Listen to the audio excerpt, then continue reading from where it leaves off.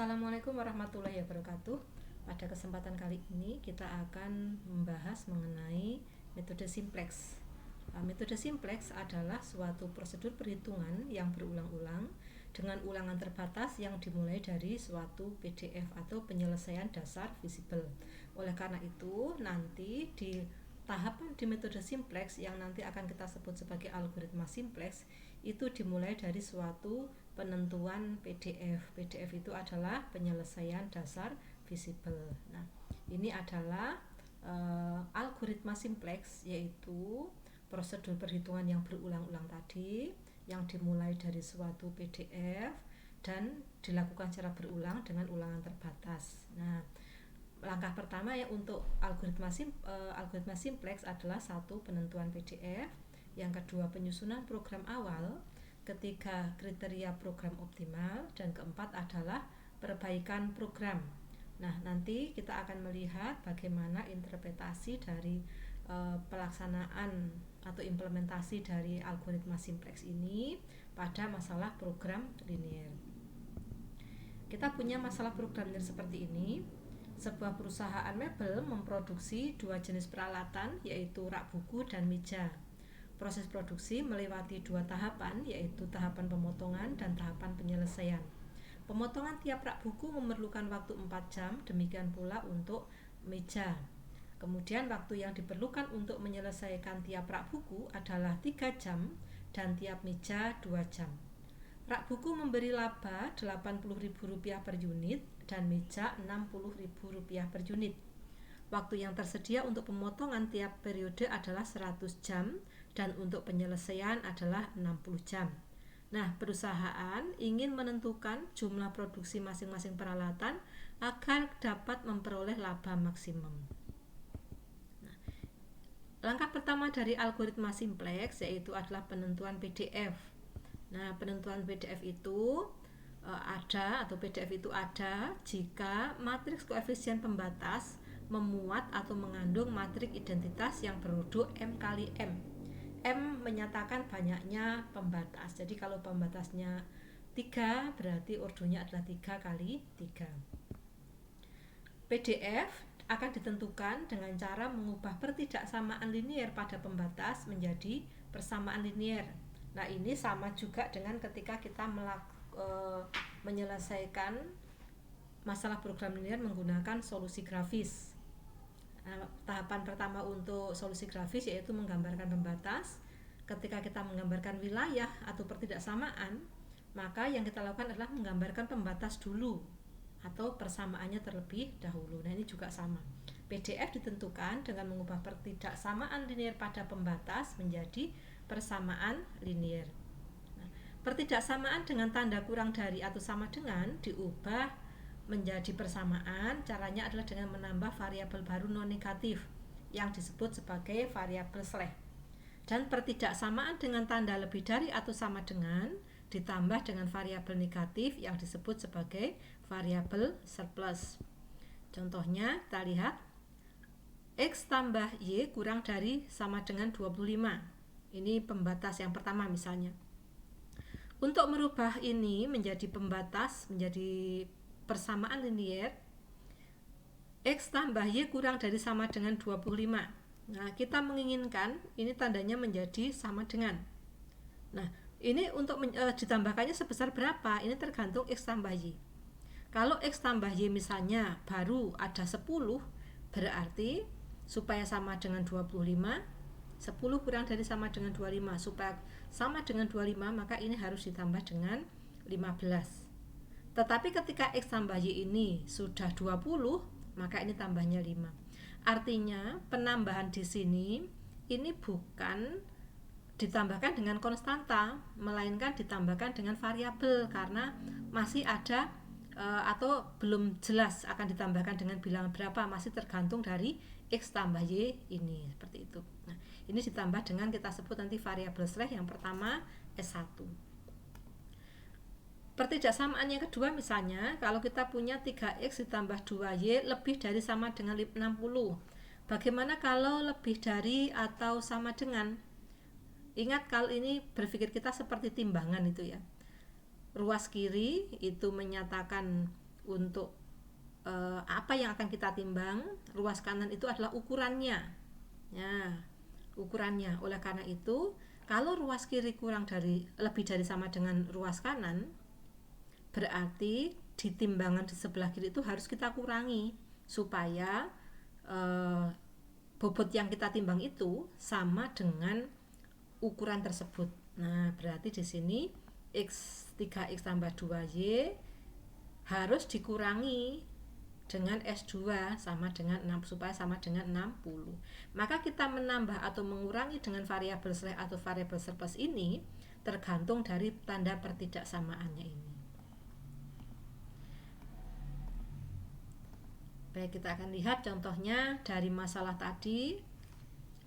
Kita ubah ke dalam model matematika, kita dapatkan maksimumkan Y sama dengan 80.000X ditambah 60.000Y harus memenuhi persyaratan X tambah Y kurang dari sama dengan 25, 3X tambah 2Y kurang dari sama dengan 60, X, Y, S1, S2 non negatif. Nah, langkah pertama adalah menentukan PDF, artinya kita ubah pertidaksamaan pembatas ini menjadi persamaan. Maaf, ini harusnya tidak ada S1 dan S2 dulu karena belum ada ya, hanya X, Y non negatif. Nah, caranya tadi ini kurang dari sama dengan maka ditambah S1, ini juga sama, kurang dari sama dengan ditambah dengan S2 seperti ini. Nah, sehingga kita dapatkan persamaannya menjadi X tambah Y plus S1 sama dengan 25, 3X tambah 2Y tambah S2 sama dengan 60, variabelnya X, Y, S1, S2 non negatif. Nah, karena variabelnya sekarang bukan hanya 2 melainkan 4, maka di sini juga harus memuat S1 dan S2 untuk di fungsi tujuannya. Nah, di sini kenapa 0 koefisien kontribusinya? Karena keuntungan maksimum itu hanya ditentukan oleh banyaknya produksi rak buku dan banyaknya produksi meja. Sedangkan tidak ditentukan oleh S1, S2. Nah, S1, S2 itu sebenarnya apa sih? Nah, kita lihat. Ini adalah pertidaksamaan yang diperoleh dari kendala yang pertama, yaitu waktu pemotongan. Ini adalah pertidaksamaan yang diperoleh dari kendala yang kedua, yaitu waktu penyelesaian. Artinya banyaknya waktu pemotongan untuk rak buku dan meja tidak boleh lebih dari 25. Nah, berarti ini adalah banyaknya waktu pemotongan. Ini juga batas waktu pemotongan, berarti S1 menunjukkan sisa waktu pemotongan, S2 menunjukkan sisa waktu penyelesaian. Oleh karena itu, S1 dan S2 itu sama sekali tidak berkontribusi terhadap keuntungan. Karena nanti kalau ini berkontribusi terhadap keuntungan, kita lihat sisanya masih penuh, misalnya tidak membuat apa-apa, sisanya pemotongan 25, tidak membuat apa-apa, sisa pemotongannya penyelesaiannya 60. Nah, kalau ini dianggap sebagai variabel yang berkontribusi terhadap keuntungan, berarti kita nggak perlu buat apa-apa, sudah untung gitu. Nah, oleh karena itu jelas bahwa sisa waktu pemotongan ini tidak berkontribusi terhadap keuntungan, sehingga kontribusinya adalah 0, kita tuliskan di sini. Oke, ini adalah tahapan pertama menentukan PDF. Kemudian PDF itu tadi katanya ada jika matriks koefisien pembatas memuat matriks identitas. Nah, karena pembatasnya ada 2, berarti matriks identitas yang dibangun adalah I2 kali 2. Kita lihat apakah ada. Nah, kita cek. Nah, di sini karena di baris pertama dia tidak memuat S2, maka S2-nya 0 ya. Kemudian di baris kedua dia tidak memuat S1, maka di sini 0 S1, sehingga matriks koefisien pembatasnya adalah 1110, 3201. Nah, kita lihat bahwa di sini sudah ada matriks pembangun matriks identitas, yaitu S1 dan S2. Oleh karena itu, S1 dan S2 ini merupakan PDF. Nah, S1 dan S2 PDF berarti selain S1 dan S2 adalah bukan penyelesaian. Karena bukan penyelesaian, maka nilainya 0, berarti X-nya 0, Y-nya 0. Nah, kita cek di sini, kalau X-nya 0, Y-nya 0, berarti S1-nya 25. X-nya 0, Y-nya 0, berarti S2-nya 60. Sehingga PDF-nya adalah X-nya 0, Y-nya 0, S1-nya 25, dan S2-nya adalah 60. Nah, ini PDF-nya.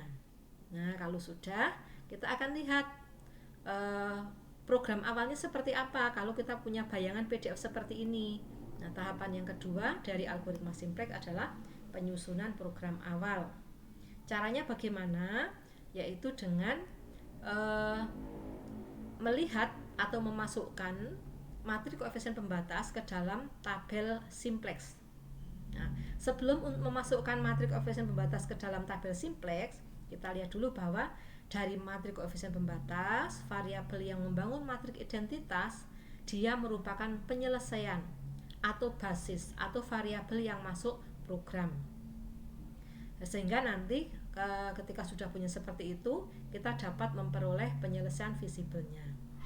Nah, tadi program awal akan kita peroleh dengan menuangkan model matematika yang sudah diubah tadi, yaitu ke dalam matriks koefisien pembatas ke dalam tabel program awal. Kita lihat di sini, ini adalah matriks untuk tabel program awal. Apa saja yang harus ada? Nah, di dalam tabel program awal yang harus ada adalah 1 CB, VDB, B, X, Y, S1, S2. Ini adalah variabelnya ya. Variabelnya harus dimunculkan semua. Ditambahkan kolom penilaian.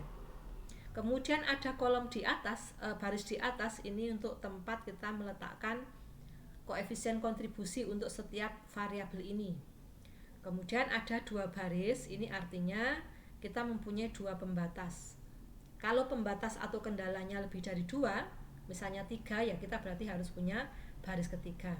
Baris yang terakhir adalah namanya baris penilaian. Nah, ini nanti baris penilaian ini yang akan kita gunakan untuk melihat apakah programnya itu sudah optimal atau belum. Kita akan isi. Yang pertama, isikan dulu saja matriks koefisien kontribusi ya, koefisien kontribusi dari fungsi tujuan, variabel fungsi tujuan. 80.000 X ditambah 60.000 Y ditambah 0 S1 ditambah 0 S2 itu adalah Z-nya. Kalau sudah, kita masukkan matriks koefisien pembatasnya. Oke, kalau sudah, kemudian B itu adalah keterbatasan sumber daya atau kuantitinya. Tadi X tambah Y tambah S1 sama dengan 25, 3X tambah 2Y tambah S2 sama dengan 60. Nah, ini nanti kita cek sama enggak dengan di model matematika. Kalau ini sudah sama berarti sudah betul cara kita masukkannya. Kalau sudah, kita akan mengisi VDB ini. Siapa variabel yang masuk dalam basis atau masuk program? Ingat, dia adalah matriks yang membangun matriks identitas. Karena ini S1 dan S2, maka VDB-nya adalah S1 dan S2.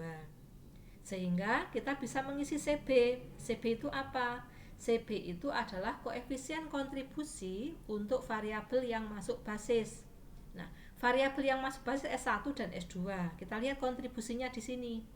Kontribusinya adalah 0 dan 0. Maka di sini kita isi 0, ini kita isi 0.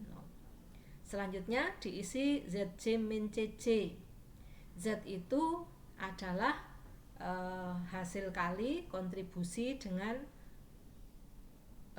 nilainya, nilai dari X atau nilai dari Y. Jadi 0 kali 25 ditambah 0 kali 60 kita letakkan di sini masih 0. Di sini 0 kali 1 ditambah 0 kali 3 0. Ini adalah Z1. Kita lihat ini namanya kolom 0, kolom 1, kolom 2, kolom 3, kolom 4. Di kolom 1 ini berarti Z1 namanya Z1. Z1-nya adalah 0 kali 1 tambah 0 kali 3 berarti 0. Min CC berarti Z1 min C1, C1-nya ini.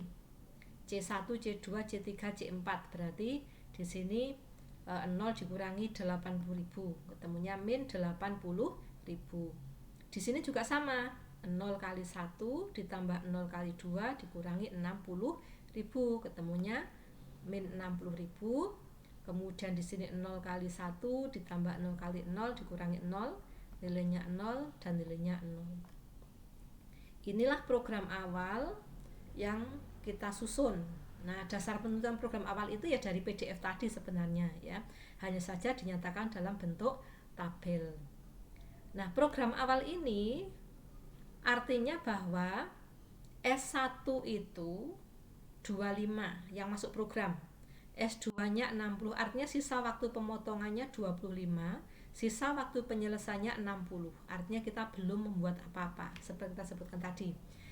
S1-nya 25, S2-nya 60. Yang masuk program adalah S1 dan S2. Variabel lainnya berapa? X dan Y tidak masuk program, maka X-nya 0, Y-nya 0, sehingga YJ-nya adalah 0. Sehingga di sini kita peroleh basisnya atau VDB-nya adalah S1 25, S2-nya 60, variabel non basisnya yaitu X-nya 0, Y-nya 0. Oke, itu adalah penyusunan program awal. Nah, selanjutnya akan kita lihat Z-nya 0. Nah, kita lihat di sini. Kalau PDF-nya itu 0, 0, 25, 60, artinya pabrik tidak memproduksi apapun atau belum memproduksi apapun, sehingga waktu pemotongan dan penyelesaiannya masih tetap. Sekarang akan kita lihat apa sih sebenarnya makna dari setiap kolom ini. Kita lihat. Kolom pertama, untuk kolom X, ini artinya kalau tadinya kita tidak memproduksi rak buku dan tidak memproduksi meja. Nah, sekarang ini artinya kalau kita memproduksi rak buku sebanyak 1 unit, berarti X-nya bertambah 1 atau X-nya naik 1. Itu artinya kita akan mengurangi sisa waktu pemotongan. Jadi yang punya 25 akan kita gunakan sebanyak 1, sehingga sisa waktu pemotongannya akan menjadi 24. Maka kita sebut ini adalah S1-nya akan berkurang 1 unit, nah, atau turun 1 unit. S2-nya akan turun 3 unit. Dan karena kita memproduksi 1 unit rak buku, berarti keuntungannya akan naik sebesar 80.000 satuan uang. Ini adalah makna dari kolom 1. Sekarang kita lihat bagaimana kalau kolom 2. Kalau kolom 2 maknanya jika kita memproduksi Y sebanyak 1 unit atau Y naik 1 unit atau Y bertambah 1 unit, artinya kita harus mengurangi S1 sebanyak 1 unit atau S1 akan turun 1 unit, dan S2 mengurangi S2 sebanyak 2 unit atau S2 turun 2 unit. Dan implikasinya adalah kita mempunyai 1 buah meja sehingga memberikan keuntungan sebesar 60.000. Tadinya 0 menjadi 60.000, maka dikatakan Z-nya naik 60.000 satuan uang. Nah, dari sini nanti ini informasi yang seperti ini nanti akan kita gunakan untuk melakukan program perbaikan. Nah, dari Y1 min C1 sama dengan min 80.000. Artinya jika X dimasukkan dalam program sebanyak 1 unit, Z-nya akan meningkat sebesar 80.000 satuan uang. Kemudian kolom yang kedua, Y2 min C2 sama dengan min 60.000. Artinya kalau variabel Y dimasukkan ke dalam program sebanyak 1 unit, maka Z-nya akan meningkat sebesar 60.000 satuan uang. Artinya apa? Dari sini kita tahu bahwa ternyata kita masih punya peluang untuk meningkatkan Z. Kalau X yang dibuat atau rak buku yang dibuat, kita akan meningkat 80.000 satuan uang. Kalau Y atau meja yang dibuat, maka kita akan meningkatkan Z sebesar 60.000 satuan uang. Artinya masih ada peluang untuk meningkatkan Z. Karena masih ada peluang, artinya program belum optimal. Kalau begitu kriteria program optimal belum optimal apa? Belum optimal asalkan masih punya peluang seperti ini, masih punya peluang. Kapan kita masih punya peluang? Ketika Z2 min C2 negatif atau ZC min CC, YC min CC negatif, berarti kita masih punya peluang untuk meningkatkan Z atau program belum optimal. Sehingga kita nanti bisa menentukan kapan program optimal. Nah, program optimal jika sudah tidak ada J sehingga YJ min CJ negatif. Sudah tidak ada lagi di sini yang negatif atau semuanya sudah positif semua atau 0, maka programnya adalah optimal. Nah, ini adalah 3 langkah algoritma simplex bagian awal. Kemudian nanti masih akan dilanjutkan pada bagaimana memperbaikinya program. kalau program belum optimal. Seperti ini belum optimal, maka setelah ini kita akan mencoba untuk memperbaiki program. Nah, nanti kita akan lanjutkan di video berikutnya.